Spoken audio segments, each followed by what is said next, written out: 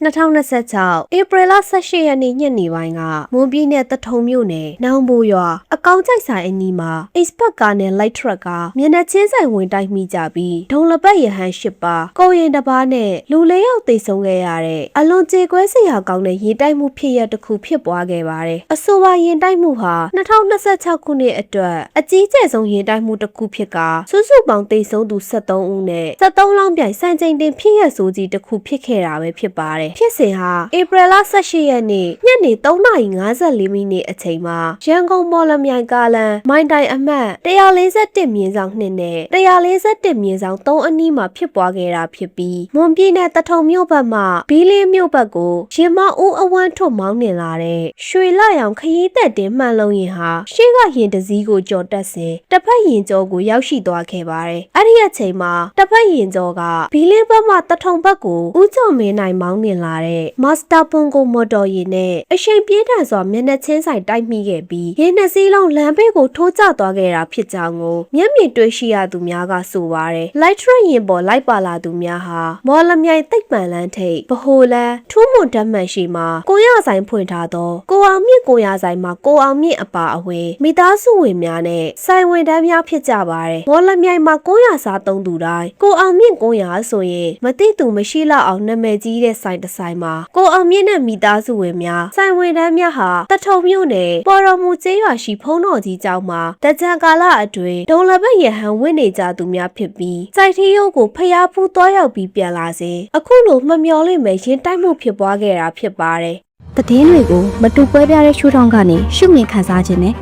မှုခင်ဖြစ်ရမှန်ရဲ့မြုပ်ကွက်တွေလှုပ်ရချက်တွေကိုသိရှိခန်းစားခြင်းနဲ့ဆိုရင်တော့70 Media Voice ကို Subscribe လုပ်ထားပြီးတင်လွင်ဆန်းတဲ့သတင်းအမျိုးအစားအသစ်တွေကိုရယူခန်းစားနိုင်ပါတယ်ရှင်။အဆိုပါရင်တိုက်မှုကြောင့်အခင်းဖြစ်ပွားရာနေရာမှာပဲရဟန်း5ပါးကိုရင်တစ်ပါးနဲ့အမျိုးသား3ဦးပွဲချင်းပြီးသေဆုံးခဲ့ပါတယ်အသက်ရှင်လျက်ထိခိုက်ဒဏ်ရာရရှိသူများကိုဆေးရုံကိုပို့ဆောင်ကုသပေးနေစဉ်ည6နာရီနဲ့17နာရီဝန်းကျင်ခန့်တို့မှာရဟန်း3ပါးနဲ့အမျိုးသား2ဦးထပ်မံအသက်ဆုံးရှုံးခဲ့ရတယ် expert မှန်လုံးရင်ပေါ်ပါလာသူခရီးသည်30ဦးကတော့ထိခိုက်ဒဏ်ရာရရှိမှုမရှိခဲ့ကြပါဘူးထိခိုက်ဒဏ်ရာရရှိကြပြီးပြန်လိုတော်မူကြတဲ့တန်ဃာတော်တွေဟာထုံမြို့မှရန်ကုန်ဘက်အထွက်ပေါ်တော်မူရွာမှာရှိတဲ့ရွှေဟင်းသာညီနောင်ကျောင်းမှာဒုံလပတ်ဝစ်ခဲ့ကြတဲ့သူများဖြစ်ကြောင်းသိရှိရပါတယ်။ဒီဖြစ်စဉ်နဲ့ပတ်သက်ပြီးသိရှိထားသူဒေသခံတွေကခရီးသည်တင်ရင်ပေါ်ကခရီးသည်တွေဘာမှမဖြစ်ဘူး။ Light truck ပေါ်ကဖုံးကြီးတဲ့လူတွေပဲသေဆုံးဒဏ်ရာရကြတာတိုက်ချက်ကတော်တော်ပြင်းလို့ပွဲချင်းပြီးကြတာ Light truck ကစိုက်ထီးရိုးကနေပြန်လာတာမန္တလာရင်က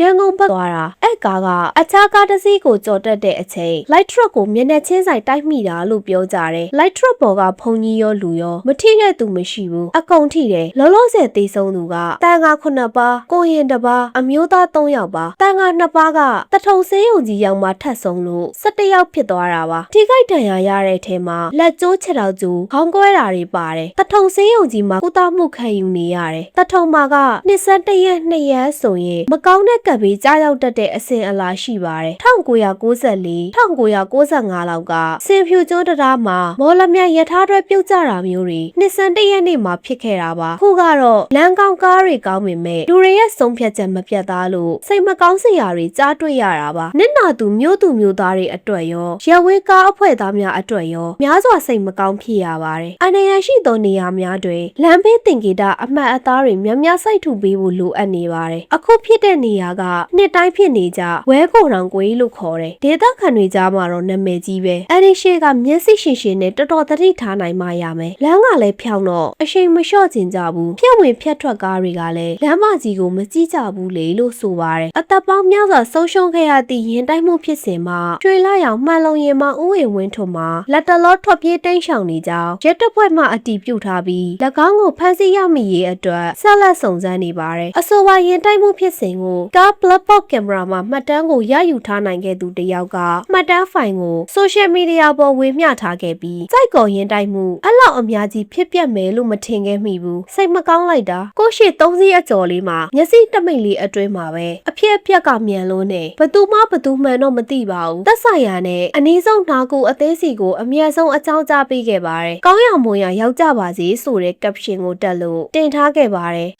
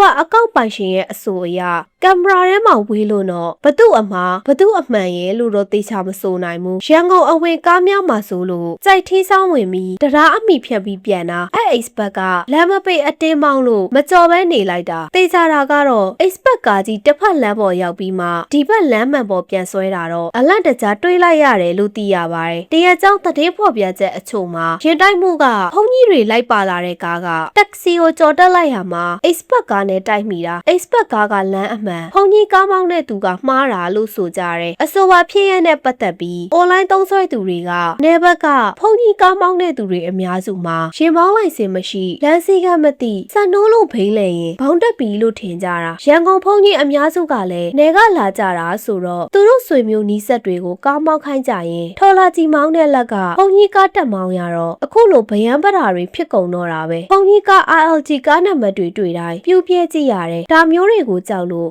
RLG အကြောင်းကတော့အားလုံးသိပြီးသားမို့ထူပြီးပြောစရာမရှိပါဘူး expert ကားစီကတော့တနာပါတယ်အဲ့ဒီနေရာကခဏခဏဖြစ်တယ်ကုန်းတက်မသိမသာလေးရှိတော့ဘေးကားကိုသိချမမြင်ရပဲဘောကနေပေါ်လာတယ်လို့ဖြစ်တာစိုက်ကော်ဘက်ကလာရင်လဲညဘက်ရက်တဲ့ကားတွေကလမ်းပေါ်မှာရက်ထားတာကိုကြော်တက်ရင်ဟိုဘလန်ဒီဘလန်ညှိကြတော့တာပဲ EV နဲ့အိုးဝေတိုက်တာလဲအရှိနာလေးပဲမော်လမြိုင်လမ်းကိုကားမောင်းတိုင်းကျွန်တော်ညာဘက်ကနေကတ်မောင်းပါတယ်ဘာဖြစ်လို့လဲဆိုတော့ကြော်တက်တဲ့ကားတွေကတစ်ဖက်ရင်ကြောကိုမမြင်ရပဲကြော်တက်ကြလို့ပါဖုန်ကြီးကားမောင်းသူတချို့ကိုရင်စီကလမ်းစီကနားလည်အောင်တင်တန်းနေတက်တင်နေထင်တယ်ရှေ့ကမကြော်တက်ရတော့ဘာဖြစ်သွားမှမလို့လဲခုတော့ဖျားသားတော်တွေဆုံးရှုံးရပြီလေစက်ရင်ရဲ့သဘောကအရှိန်တင်တက်လောက်သွားပါတယ်ရက်တက်စေနိုင်တဲ့ဘရိတ်ကစိတ်ရှိတိုင်းမပြီးမြောက်နိုင်ဘူးဓာတ်ကတ်ထားမှကိုရမယ် light truck အမှာခွေးဘလူးနဲ့ light truck ကိုစောင်းတော်သားတွေတက်မောင်းလို့ကတော့ဝေးဝေးရှောင်တော့ဘာစီကံမှနားလဲတဲ့သူတွေမဟုတ်ဘူးသာသနာအလံနဲ့ဖုန်ကြီးတွေပါလာလို့ကတော့သွားပြီးသားအောင်ပြီးတော့ဘယ်ကားမှလူမထင်ဘူးဆိုတဲ့အပေါက်မျိုးချိုးကြတို့မန္တလေးက RLG ကားတွေလည်းအတွင်းကဖုန်ကြီးတွေတော့မမြင်ဘူးလူတွေပဲမြင်တော့ဖုန်ကြီးကားမောင်းတဲ့ကားဆရာတွေကရင်စီကလမ်းစီကကတိလာတော့မသိဘူးအသက်ကုန်ကြော်တက်တယ်ညီးပွင့်ကိုလည်းဖြတ်မောင်းတယ်အတင်းမောင်းတာသူတို့ပဲမြင်ရင်ရှောင်နေရတာသူတို့ကဥပဒေအထက်မှာရှိနေသလားတော့မှတ်ရတယ်အကုန်လုံးတော့မဆိုလို့တလို့မြင်လိုက်ရတဲ့ RLG ကားမောင်းတဲ့သူတိုင်းကတော့အဲ့အတိုင်းကြီးပဲတွေ့တယ်ကိုတွေ့မှုပြောပြတာပါအဲ့ဒီပတ်လန်းကိုမကြ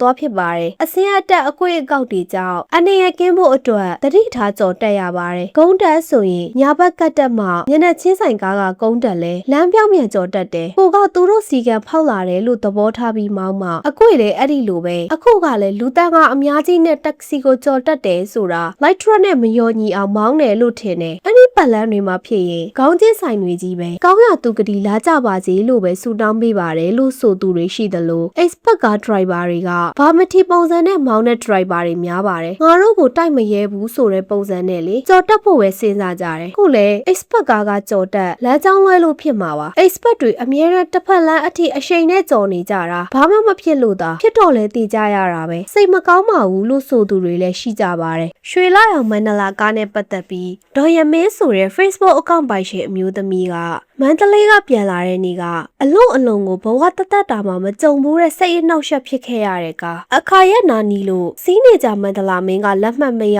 လို့ရတဲ့ကားကိုစီစဉ်ပေးတဲ့ကိုညီပေးတဲ့မိတ်ဆွေကိုတော့ကျေးဇူးတင်ပါတယ်လက်မှတ်ဖြတ်ထားတာကညနေ9နာရီခွဲကားညနေမှာဆိုတော့ဥပိန်မှာအေးဆေးသွားနာမယ်ဆိုပြီးထွက်လာကြတာတနာရီခွဲကြီးမှာဖုန်းဝင်လာတယ်ကားကညနေ9နာရီခွဲကားကလူမရှိလို့မထွက်ဖြစ်လို့2နာရီခွဲကားနဲ့လိုက်ရမယ်တဲ့အဲ့ကလေးကစိတ်အနှောက်အယှက်ဖြစ်ရတာအလင်းစလိုကားကိတ်ကိုပြေးရတယ်ဟိုရောက်တော့စီးရောက်မဲ့ကားကဒါလာလို့မေးပြီးစိတ်ညစ်သွားတာအပေါ်အောက်ကုံတွေဆိုတာအပြည့်အဲ့ကလေးကသွားပြီးမှားပြီးဆိုတာတိလိုက်တာခုံတွေကညစ်ပတ်ပြီးသေးကလည်းသေးကျင်းကလည်းကျင်းခရီးဝေးအတွက်ဘလို့မှအဆင်မပြေတော့ပဲနော်ဒီလောက်ကထားတော့အများစီကားပဲလီပေါ့ထွက်ကလေးကတလန်းလုံးကုန်တင်တာလူတင်တာရန်ကုန်လိုင်းကားတောင်အဲ့လောက်မဆိုးဘူးမိထီလာကိုညနေ6နာရီဝင်ပြီး8နာရီထိအဲ့မြို့ထဲမှာဆိုယုံလာမယုံမရှိနဲ့ကိုတွေ့မှုကုံရောလူရောစက်သိမ့်နေတာကိုအဲ့ကိုမဖွင့်လို့ကိုကထအောင်မှလူများလို့မအေးတာပါဖွင့်ထားပါတယ်တဲ့ဟဲ့ငါရှေ့ဆုံးကလူတော်ချွေးနစ်နေပြီလို့အော်ပြောရအောင်မယ်ပြတင်းပုံမှာလိုက်ကမပါလို့နေပူတာဆိုတာလေကားပေါ်ထိုင်ပြီးနေပူတဲ့ငါ6လမ်းခံရတာနော်မှန်လုံးကားတိုင်းနေကပါကြပါတယ်နော်မော်လမြိုင်နဲ့မန္ န္တလေးကိုမန္တလာမင်းနဲ့အခါ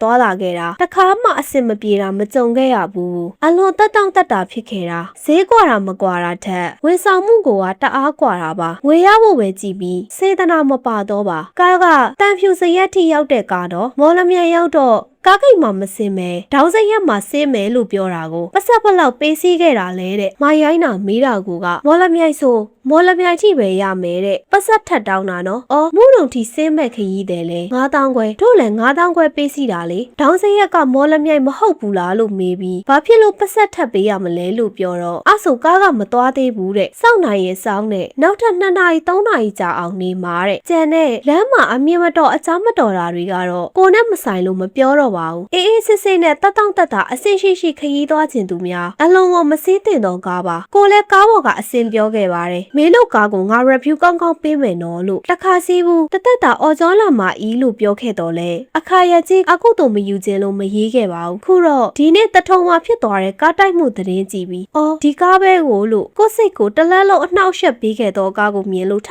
ရင်မိတာပါပုံကတော့ပြန်လာတဲ့နေ့ကတိုးခိတ်မှာကိုရီခရီးတဲ့တွေကိုဝတ်တင်တဲ့ကားနဲ့ပြုတ်သိပ်စီခိုင်းပြီးသူတို့ကတော့ကုန်းတွေမတရားမတက်မဆတင်ပြီးဂိတ်ကိုတန်မပိုချောင်းပြပြီးဖြတ်ခဲ့တာကိုစိတ်ထဲတအားတူလို့ရိုက်ထားခဲ့တာတသက်မှာတစ်ခါသာကြုံခဲ့ဘူးတော့ခရီးသွားမှတ်တမ်းမှာပဲရွှေလာရောင်ဆိုတသက်တာဝေးဝေးရှောင်ပါ၏ကြံတဲ့ကားစီးစရာမရှိရင်မသွားဘဲနေပါမည်မဖြစ်မနေသွားရရင်လမ်းမဲလျှောက်လိုက်ပါမည်လမ်းမှာကိုမြင့်ဆောင်မှုပယ်ယာက9000တောင်းတယ်ပယ်ယာရဲ့လေတံကအကျော်ကြီးနဲ့အမိတ်နဲ့ထောက်ခံစာပါလားမပါရင်9000ပေးတဲ့တလားလုံးအာကုတူဖြစ်လာခဲ့ရတယ်လို့ဆိုပြီးဧပြီလ18ရက်နေ့မှာပဲ post တင်ပြီးသူမရဲ့ခန်းစားချက်တွေကိုဝေမျှထားခဲ့ပါတယ်အဆိုပါရင်တိုက်မှုဖြစ်စဉ်မှာမြန်မာနိုင်ငံမီးတပ်တပ်ဖွဲ့နဲ့အတူဒေသတွေလူမှုကူညီရေးအသင်းများဖြစ်ကြတဲ့အကျဉ်းနာတွဲလက်ပီတိနှလုံးသားအဖြူရောင်နှလုံးသားမြင့်တာရှင်နဲ့သင်္ခါရလူမှုကူညီကယ်ဆယ်ရေးအသင်းတို့ကလူနာတင်ရင်များနဲ့တထုပ်ခရိုင်ပြည်သူ့စေယုံနဲ့တိမ်စိတ်တိုက်နယ်စေယုံများကိုပို့ဆောင်ပေးခဲ့ပါတယ်အဆုံးထိကြည့်ပေးခဲ့တဲ့အတွက်ကျေးဇူးများတင်ပါတယ်70 Media Verse ပါနောက်ဗီဒီယိုတွေမှာပြန်ဆောင်ကြပါမယ်